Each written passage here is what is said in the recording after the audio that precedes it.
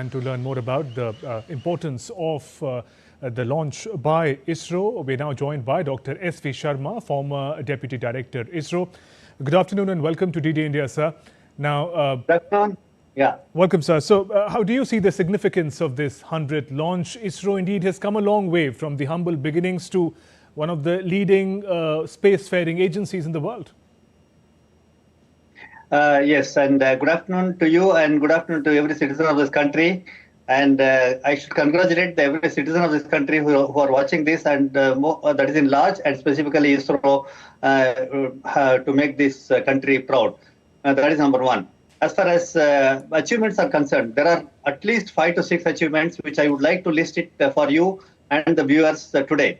First one is the launch, the 100th launch. If you see the 100th launch, out of this 100th launch, 62 launch had been through PSLV, the Polar Sun Synchronous Launch Vehicle, 62 launches, and 16 of GSLV, that is Geosynchronous Launch Vehicle, and F-15 is one of them. And we had 7 of the Mark III launches and SLV, ASLV, like that. It has come to 100. If you see the vehicle itself is about 50 meters high and weighing about 420 tons. This 50-meter high, please imagine that it's about 150 feet.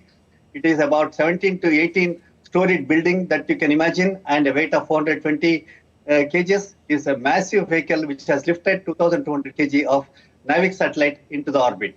It's a massive achievement, and more so, the biggest, that is the first and the biggest point which I wanted to make a mention. Second point is that this particular vehicle, the GSLV vehicle, is carrying the indigenous cryogenic engine. This is the 8th successful indigenous cryogenic engine, which needs a special and specific mention, because cryogenic engine technology, what was denied to this country, the country has achieved it, and it's the 8th time it has been successfully done it. This is the second thing. Third is these 100 launch vehicles. A special mention is required regarding the number of satellites that these rockets carried. It has carried more than 540 satellites into the orbit. Please note that we have carried more than 540 satellites into this orbit. Out of this, a special mention regarding the satellite from the other countries. More than 350 satellites are from the other countries, where it had been a sort of a business arrangement, and also to encourage many of these institutions, startups, and the community which needs encouragement. So these are all really something which we necessarily need to mention. These are all the 3 major things which I thought I should talk about this rocket. Right. Dr. Sharma, if I can just bring attention to also specifically the mission today, the launch of the NavIC satellite part of the navigation with Indian constellation. How is that significant in terms of India's presence in the space? Oh, these navigation satellites are really, really extremely important. If you from the point of view, I may not be able to elaborate much on the strategic sector, because it is strategic sector is really strategic sector which needs the support of navigation systems. Whenever we have to depend on ourselves, and whenever we should not depend on others, from the strategic point of view, a country had made navigation satellite program. In the initial program, we made about constellation of 7 satellites. Okay, what we call it as IRNSS, Indian Regional Remote Navigational System, was established, and 7 satellite constellation was made, and totally 9 satellites were launched, keeping in mind the replacement of those satellites, and which really served this country from the point of view of the location accuracy, position accuracy, and also the connectivity, that is the navigation in the land, air, and sea. This is the first and major important thing. Please remember that for the navigation purposes, for the land, sea, and air navigation purposes, it is essential that the country should depend on itself and more than anybody else. This is one part. In the second part is the navigation satellite system number 2, where the new navigation system has been augmented with L1, L5, and S-band. Really, really important to have L1, L5, and S-band from the point of view of giving this entire country a coverage of the navigation, the accurate timing, accurate positioning.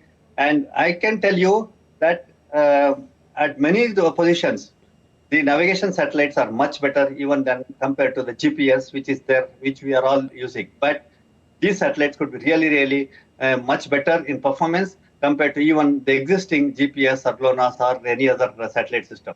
And this is the most significant part of the navigation system. Okay.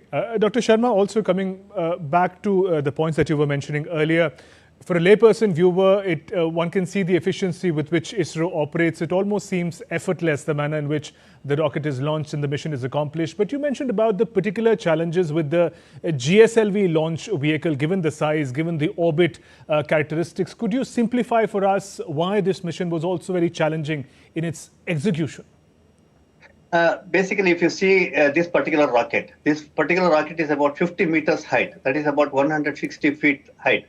In that, it carries a fuel of about 420 tons of the weight, and most of it is the fuel.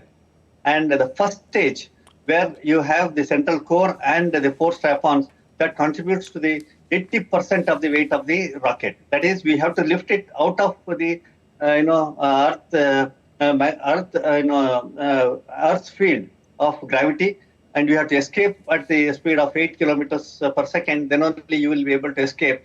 Therefore, 75% of the fuel is burned.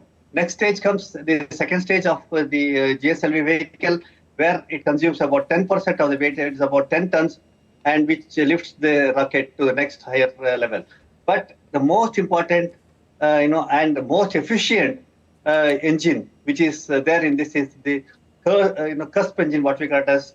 The cryogenic upper stage is something which is really crucial, and with the technology is not available to any to any other country, something like a developing country or anything like that. The country has developed it right from the scratch. Please believe me, every part of this rocket, every part of this satellite are being developed in this country from the scratch, from the drawing board till the finish, and it has to go through the cycle of testing, retesting, and making it perfect and making it to this level. I'm telling you, the technology is is challenging, and technology is power. And ISRO has proved more than once that the space technology has really made the country proud and made the country powerful, as well as what we call it as the technology is power is really true as far as the space technology is concerned. There, ISRO has proved its excellence once again. Dr. S.V. Sharma, thank you very much for joining us on DD India and sharing your perspective.